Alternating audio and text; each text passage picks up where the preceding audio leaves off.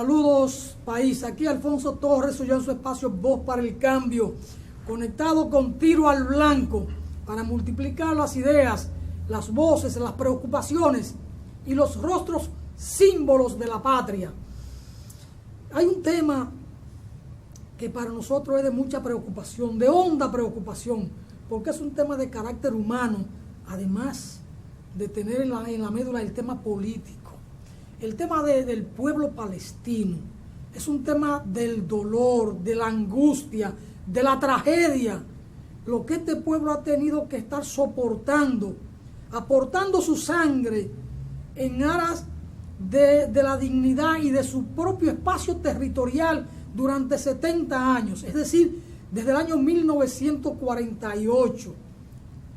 Y lo que allí ocurre cada año, porque hay que decirlo así, lo que ocurre cada año es una tragedia humana. Y a los que desgobiernan el mundo o a los mandamás del mundo, esto no le importa. No le importan los seres humanos. Y entonces uno tiene que sacudirse.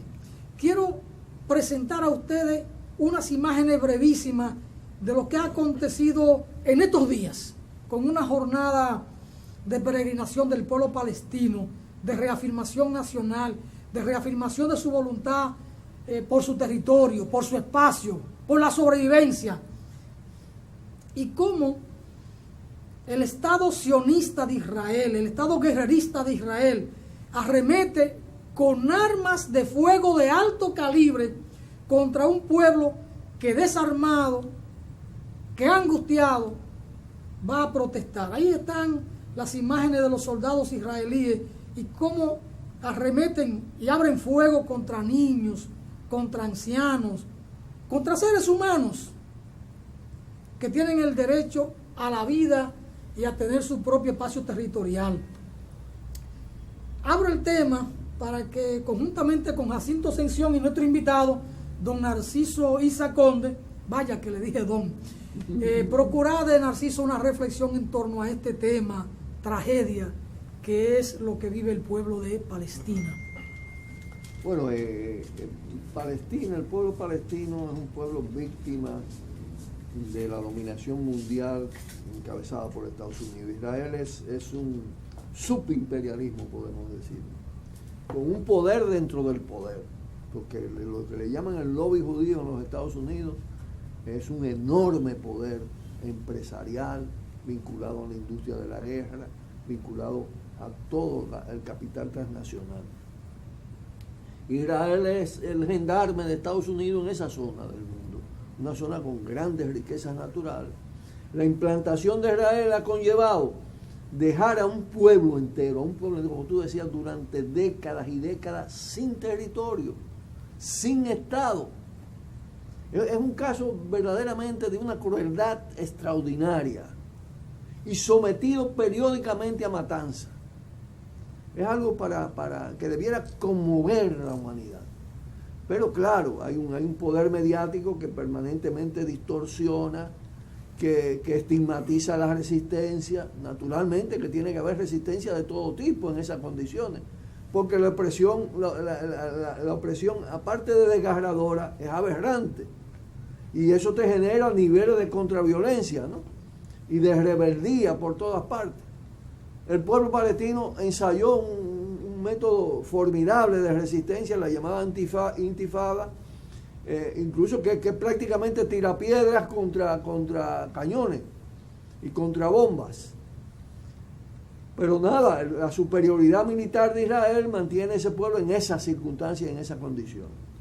Hay que de nuevo, la era neoliberal ha impuesto un nivel de insolidaridad en la humanidad verdaderamente penoso, ¿no? Penoso. Porque ha desarrollado el egoísmo, ha desarrollado el individualismo, ha aplastado toda la tradición solidaria, la ha arrinconado. Pero eso es un pueblo que merece, que necesita además de un nivel de solidaridad, de apoyo de todos los rincones del mundo. Porque tiene encima los dos estados terrorista de mayor dimensión en el mundo. Pero ¿por qué calla la comunidad internacional? Porque uno ve en los medios cuando se le cuela estas informaciones, pero tampoco en los medios internacionales tampoco presenta lo que está pasando ahora Es que mismo fíjate, en el sistema de dominación hay dos componentes que van de la mano. Uno es el componente militar, el enorme poderío militar, que incorpora todos los adelantos de la técnica y de la ciencia al exterminio, a la guerra, y el poder mediático que domina la mente, que oculta las verdades, que deforma la realidad, que impone medias verdades, porque ese todavía tiene efectos de más largo plazo y más enajenantes, porque tú te indignas frente a la bomba, pero si la mentira te oculta la verdad, tú estás alienado. Y ese fenómeno es un sistema mundial de comunicación. El 80% de las imágenes mundiales la controla Estados Unidos, las agencias de Estados Unidos en el mundo. Eso no es cualquier cosa. Y estos tipos hablan de democracia y hablan de libertad de prensa. ¿Quiénes controlan los grandes medios de comunicación? Y es una cadena. Porque ¿de qué se nutren los grandes periódicos aquí, los grandes medios? De las agencias internacionales, de Estados Unidos, de Alemania. Ha logrado además una asociación de imperialismo occidental con la incorporación de las potencias europeas a todo ese sistema. Se han comprometido en la matanza contra el mundo árabe, se han comprometido en toda la política de xenofobia, discriminación, con ese componente de discriminación de los fenotipos humanos, la civilización. El mundo prácticamente se reduce al occidente cristiano. Es una cosa tremenda, es decir, no existen otras civilizaciones. Las más antiguas de la humanidad, la China, del mundo árabe, de todo esto, no existen prácticamente. Es la civilización blanca, occidental, capitalista, patriarcal, ¿cuántos apellidos más? Racista, xenófoba. Y de pensamiento que todavía es la que impera. Es la que impera. Y en un proceso de descomposición de esa dominación, las excrescencias son enormes. Por eso tú ves que está rebrotando una especie de neofascismo. La característica del Estado de Israel es la característica de un Estado neofascista. Independientemente de que tengan corrientes contradictorias, pero de más en más, lo que fueron los socialdemócratas israelíes han sido ya cada vez más cooptados para las posiciones duras. Pero ¿qué es lo que impera en Estados Unidos de hoy? Es Trump. Pues Trump no es un individuo, simplemente es un fenómeno político. Es un intento de restablecer la supremacía absoluta de los blancos en Estados Unidos, de la xenofobia, del desprecio por otras civilizaciones, del desprecio por estos países. Lo llaman países de mierda. ¿Tú entiendes? Es decir, su racismo que opera en la sociedad norteamericana opera mundialmente. Los palestinos es población sobrante para la gran dominación de esta civilización decadente y brutal.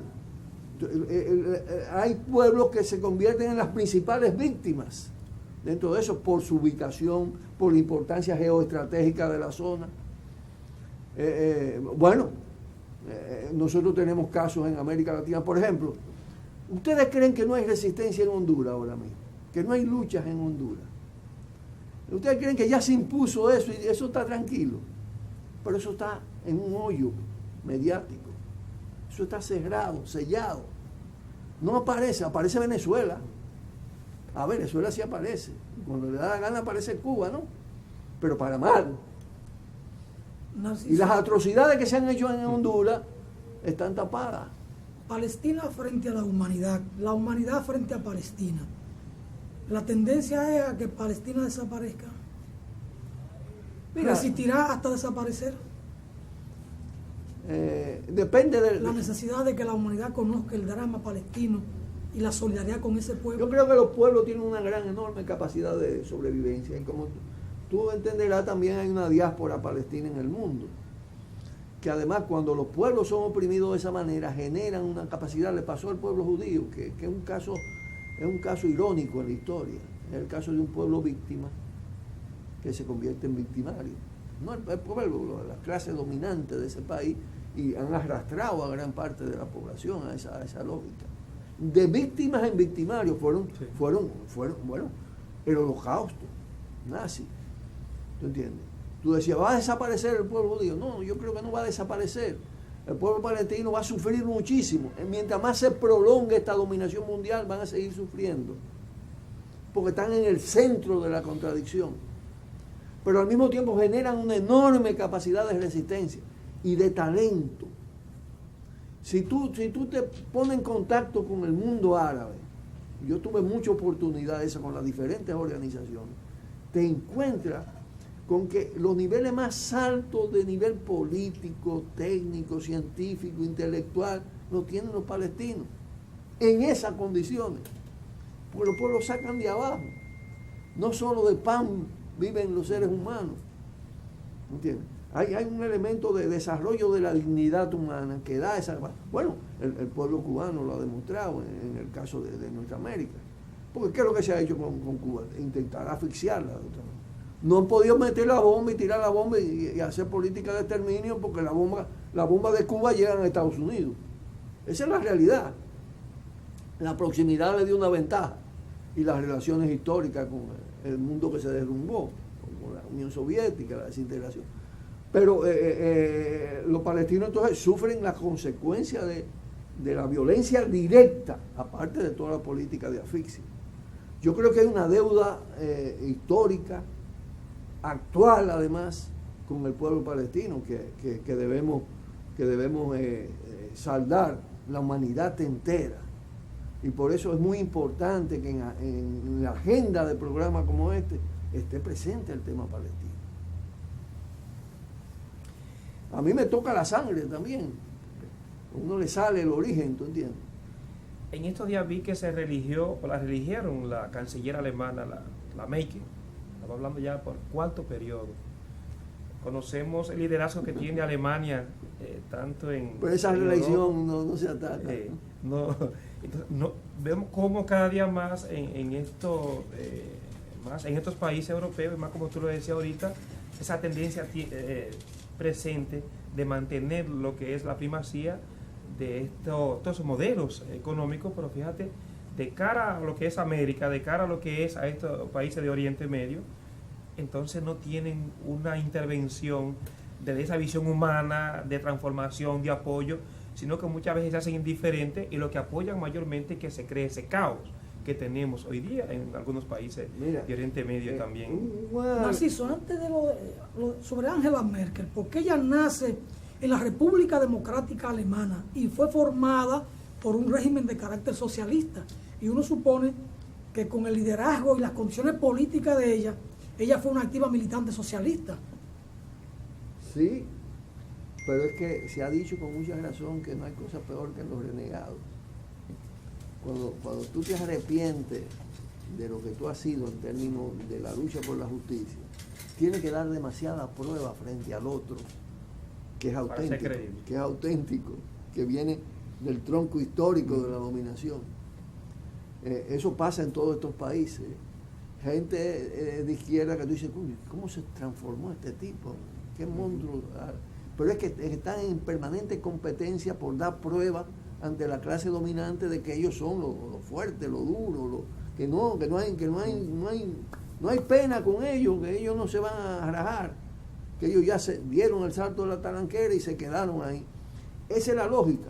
Ahora, en todo esto que tú preguntabas, me vino a la memoria una imagen que está escrita por Jorge Benten en un folleto, un librito que se circuló aquí en la Feria del Libro, todavía nos quedan algunos ejemplares, que es sobre el control del caos, en la que él asemeja al sistema como una culebra, y donde la cabeza son esos países imperialistas centrales, especialmente en su centro, Estados Unidos, pero una culebra que se va comiendo la cola, los países periféricos, y donde ya el tema no es invadir para establecer un orden, como pasó aquí con la ocupación de 1916, con la propia del 65, que fue de carácter contrarrevolucionario, se estableció un orden. el orden dependiente, colonial o neocolonial o recolonizador, pero con sus instituciones, con todo. Ya los niveles de resistencia de los pueblos, las identidades nacionales resistiendo todo esto, lo llevan a ellos a políticas de desintegración de las sociedades, de comerse la cola. Lo que él dice, van a terminar comiéndose la cabeza. Es decir, Libia era una sociedad organizada. Podía tener la diferencia que fuera, pero la sociedad organizada con buenos niveles de vida incluso. La sociedad libia está desintegrada después de la intervención de la OTAN. Afganistán, Irak, le importa el caos. Por eso él habla del control del caos. ¿Cómo controlar el caos? Eso, por ejemplo, es el proyecto sobre Venezuela. Lo que pasa es que no tienen la oportunidad todavía. Ahí hay que pensar en eso. En un proyecto de dominación con un nivel de violencia terrible que desintegren esa sociedad y que controlen los recursos naturales. Agua, litio, titanio, oro. Todo lo que le da continuidad al sistema de dominación, porque no es posible. La reproducción ampliada del capital no es posible sin esas tecnologías ahora. Entonces, América Latina es una fuente de titanio, de litio, de agua, el principal reservorio de agua del mundo. Ese es el gran negocio de este siglo. Y ellos están pensando posicionarse por la fuerza en todo esto. Eso es un desafío que tiene la humanidad. Por eso es muy importante que aquí en República Dominicana la población esté haciendo conciencia de que el agua es vida y de que hay que defender el agua y la vida. Porque eso es defender el territorio, eso es defender la isla, eso es autodefenderse. Eso es sumamente importante. Y tú lo ves, claro, las transnacionales mineras aquí tienen concesiones en la cordillera central, más de 200 concesiones en los puntos neurálgicos del agua, cerca de la presa, en la cabeza de los ríos, cerca de las cuencas de los ríos, todas las concesiones. Eso para el control del agua. Su explotación minera produce escasez de agua. Entonces, el agua como negocio en perspectiva aumenta. Pero no solo. Cada vez que obtienen una concesión de explotación, sus acciones suben a nivel mundial. Y cualquier operación bursátil de esa mafiosa que hace, porque es un capital usurario, le da mucho más dinero que la misma explotación de la mina. Lo que han hecho con Falcondo, que ha cambiado de dueño como 4 veces en los últimos años. Son operaciones bursátiles, venta de acciones. Para ellos fue un golpe no explotar Loma Miranda, porque eso le iba a elevar enormemente las acciones. Entonces, esa es la lógica del es decir, hay quienes hablan de ya sustituir la palabra complejo militar industrial, que viene de la década de los 50, 60, por complejo militar financiero, porque el capital financiero y el negocio militar están cada vez más estrechamente vinculados. Y las grandes transnacionales mineras están vinculadas a los negocios financieros. Igualmente están vinculados a todo el tema militar. Y por eso tú ves Barrigol aquí trajo contingentes paramilitares cuando se comenzó a instalar. Tú veías la cantidad de peruanos y tú dices, ¿qué es esto? Eso es sacado de diferentes países. Pero en fin de cuentas son gente preparada militarmente, porque el que dirige Barrigol, el que estaba dirigiendo Barrigol, es un conocido miembro de la CIA, como el que dirigió Falcon Bridge, Patrick Husson. Acuérdate que la operación donde se diseña todo el tema de la operación Cóndor y de la voladura del avión de Barbados. ¿En Bonao? Con la sombrilla de la Falcon Bridge. Bueno, vamos a una brevísima pausa, señor director, y a seguida retornamos con Narciso Izaconde. Vamos a la pausa.